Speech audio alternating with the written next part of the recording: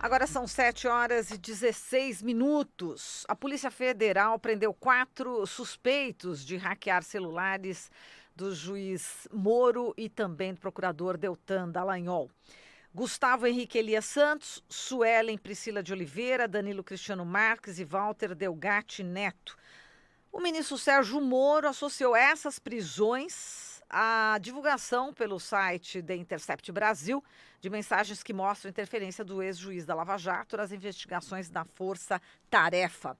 A gente vai tentar, explicar agora para os ouvintes, internautas, telespectadores, todo esse complexo sistema aí, de internet, de mensagens, com a Flávia Lefebvre, ela que é a integrante do Intervozes e do Coletivo Brasil de Comunicação Social e representante do terceiro setor no Comitê Gestor da Internet no Brasil. Oi, Flávia, bom dia.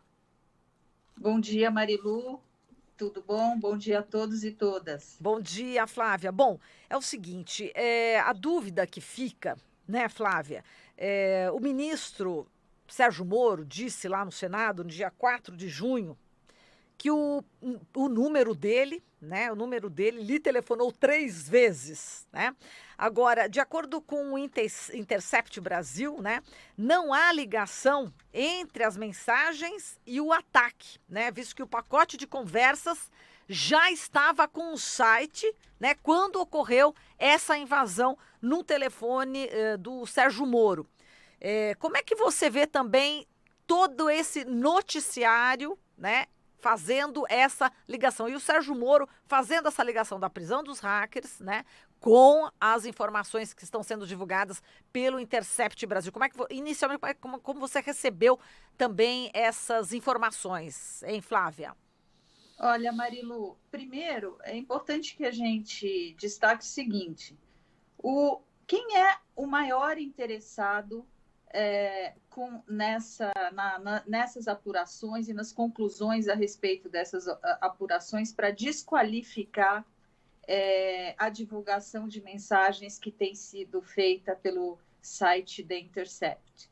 É o próprio então juiz Sérgio Moro e agora ministro da Justiça, e que, sendo ministro da Justiça, comanda a Polícia Federal, que é a polícia que está fazendo essa apuração. Portanto, a gente tem um conflito de interesses claro aí. E esse conflito de interesses, ele se revela muito evidente quando a gente pensa que outras questões muito sérias, como, por exemplo, o caso do Queiroz, outros casos que deveriam estar sendo apurados, outras questões que não criminais, que deveriam estar sendo objeto do Ministério da Justiça, não receberam a mesma prioridade. Por que coisas tão importantes, crimes e fatos e questões tão importantes para o Brasil, nesse momento, não têm recebido a mesma prioridade que a Polícia Federal deu para esse caso? Por exemplo, nós temos o crime de assassinato da Marielle, que não foi apurado até agora, e a gente tem isso há mais de um ano pendente e sendo uma vergonha para o país, inclusive internacionalmente. Então, esse é um primeiro caso. Existe um conflito de interesses, claro, e o ministro Sérgio Moro deveria ter se afastado diante da gravidade do que revelam as mensagens, mostram para a gente, deveria ter se afastado do cargo de ministro para deixar que a Polícia Federal agisse sem um conflito de interesses evidente e inquestionável nesse caso. Exatamente. Agora, em relação ao que o Greenwald também diz, como é que pode fazer essa conexão, já que todas essas informações ele já tinha antes do dia 4 de junho, quando ele disse que foi, enfim, hackeado? Olha, Marilu, imagine que vamos ter presente que essas pessoas a quem se atribui o crime, essas 4 pessoas, foram presas anteontem, no dia 23, né? Sim. E os interrogatórios, tudo bem que havia já uma investigação anterior que justificou essa prisão, mas conclusões hoje, 2 dias depois, ontem, né? Porque na realidade, um dia depois da prisão, algumas conclusões que a polícia tem dado manifestação e tem informado a imprensa, elas são absolutamente precipitadas, né? Ainda mais quando a gente pensa que existe esse descompasso entre as datas, né? Por exemplo, o ministro Moro diz que ele apagou o seu Telegram em 2017. A gente precisa saber se ao apagar o Telegram, se ao encerrar uma conta, se no servidor do Telegram ainda se mantém ou não as mensagens que foram trocadas naquela ocasião. Isso é uma questão a se fazer. Existe uma série de questões não esclarecidas e que são extremamente prematuras, né, de virem a público nesse momento. E fica evidente que o objetivo da divulgação dessa prisão, desse teatro, né, e dessa divulgação frágil, vulnerável, leviana até, eu diria, tem o objetivo de tentar fazer um contraponto com a força e com o impacto das mensagens que têm sido divulgadas pelo Intercept. Então, quando a gente vê um juiz participando da formação das provas do processo onde ele atua, enfim, tudo que veio à tona com as revelações do Intercept, da Folha de São Paulo, da Veja, do Reinaldo Azevedo, né, tem levado a que a Polícia Federal, pautada pelo interesse privado do ministro da Justiça, né, faça essas revelações prematuras antes que a investigação tenha elementos consistentes para que se possa dizer e se afirmar que existe uma ligação ou não existe uma ligação entre essas pessoas presas, a atividade dessas pessoas presas e a atividade do Intercept e dos outros órgãos de mídia que, em parceria com esse site, divulgaram as mensagens sobre o Sérgio Moro e sobre o Deltan Dallagnol. Agora, Flávia, voltando para essa questão que você tocou do ministro Sérgio Moro ter dito que tinha saído do Telegram, né? E ninguém sabe até agora o que significa sair do Telegram. Consideram-se aí 3 hipóteses. Se ele apagou a conta e parou de usar o serviço, de fato as mensagens não poderiam mais ser acessadas por uma invasão no celular dele. E se ele deixou de usar o serviço ou apagou o aplicativo do celular, em 12 meses o Telegram informou que apaga o histórico da pessoa. Então, se ele fez isso em 2017, não haveria mais histórico em 2018. Ou seja, essas mensagens não poderiam ter sido acessadas agora. Então, isso é uma incoerência e ele mesmo que usou esse argumento de dizer que tinha saído do Telegram em 2017, agora vem querer fazer essa associação com os vazamentos do Intercept. E não faz muito sentido, né, Flávia? Bom dia, Glauco. Realmente não faz nenhum sentido.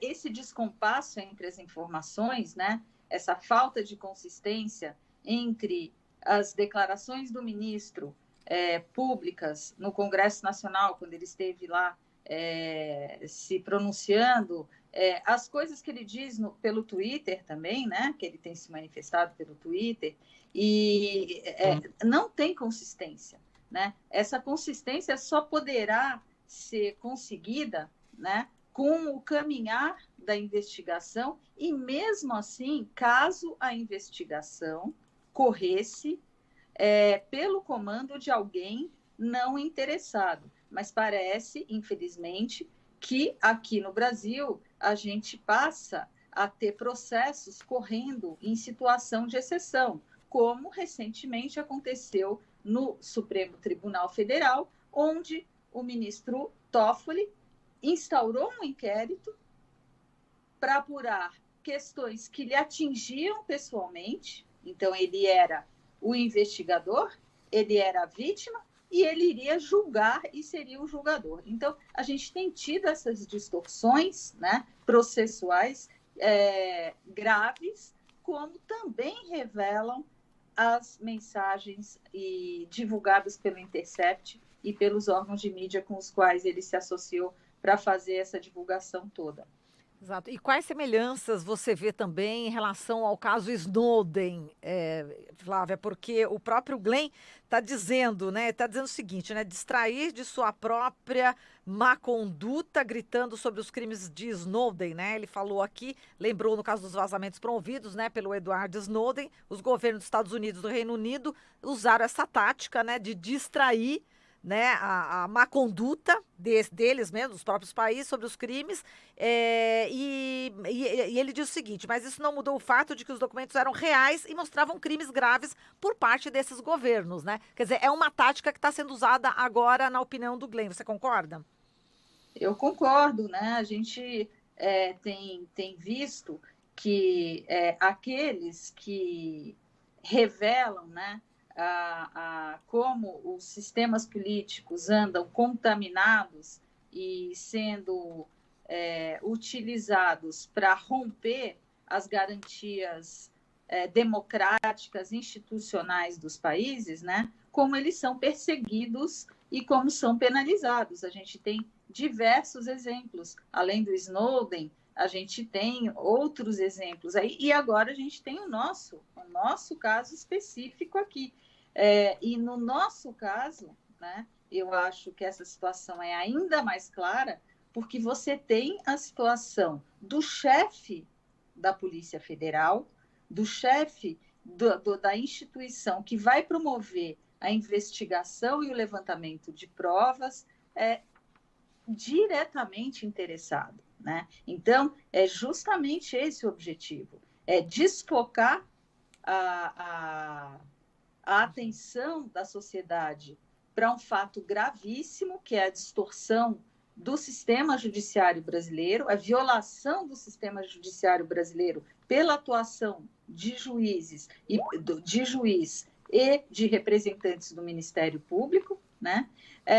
E para usar a instituição da Polícia Federal para esconder, desqualificar as revelações gravíssimas que vieram à tona com as revelações do Intercept. Então, é uma dupla violação de instituições democráticas brasileiras, do sistema judiciário brasileiro, né?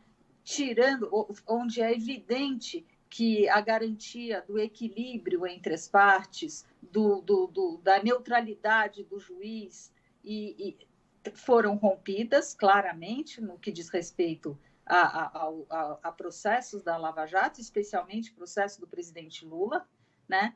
E agora, nesse caso, especificamente, porque você está atacando não só essa garantia de não contaminação pelo conflito de interesses, mas também a liberdade de expressão, a liberdade de imprensa.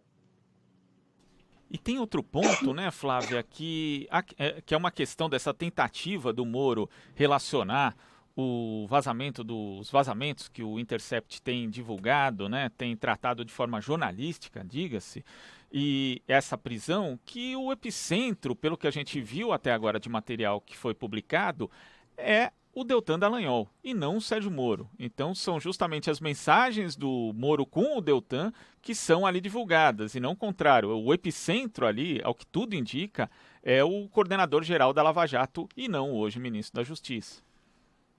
Exatamente. Bom, Glauco, a gente espera, né, que o The Intercept e as outras, a Folha de São Paulo, a Veja, o Reinaldo Azevedo, estejam, ao aceitar, né, essa tarefa aí de trazer a público esse sistema corrompido, né, de julgamento e de processos na Lava Jato, que eles estejam prontos para enfrentar tudo isso e que seus advogados e seus peritos, que já examinaram as mensagens que foram reveladas, é importante a gente lembrar disso, tanto a Folha quanto a Veja, antes de divulgarem, fizeram seus exames sobre o material que lhes foi entregue pelo Intercept, né?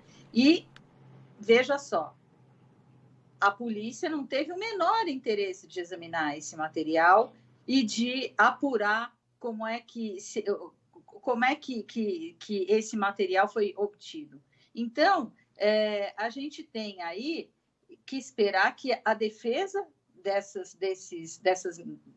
do Intercept e tudo levantem tudo isso, né? Tragam tudo isso à tona e deixem claro como esse processo agora, essa apuração agora está contaminada pelos interesses diretos do ministro Sérgio Moro e todas essas inconsistências de data, inconsistências com como funciona a guarda de mensagens pelo Telegram, o fato de que essas pessoas presas dizem ter invadido o celular do ministro Sérgio Moro e, na realidade, as mensagens reveladas pelo Intercept são principalmente mensagens do Deltan Dallagnol, ou seja, tem uma série de inconsistências, né, que não que demonstram que quanto é prematuro a revelação nos termos como está sendo feito pela Polícia Federal,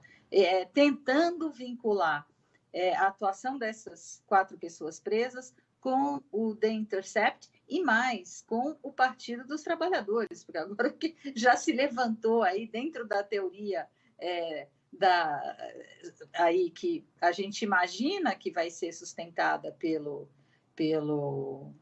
Polícia Federal, tem o Partido dos Trabalhadores aí no meio que receberia essas mensagens e já dando a entender que, eventualmente, o Partido dos Trabalhadores poderia ter encomendado isso, porque já se tem movimentações financeiras na conta bancária dessas pessoas. Ou seja, é muito grave o que está acontecendo. Aliás, também com este evento, né, nós temos tido acontecimentos, né, abalos nas nossas estruturas institucionais que garantem a democracia, que garantem direitos fundamentais, atacadas já há 6 meses, infelizmente. Então, Flávia, essas questões todas jurídicas a gente vai aprofundar também daqui a pouquinho com o Matheus Moro, né? Que tem o mesmo sobrenome, inclusive, do ministro, né? Mas ele não é parente. Não é parente e ele é um defensor público muito conceituado, coordenador até do Núcleo Especializado de Situação Carcerária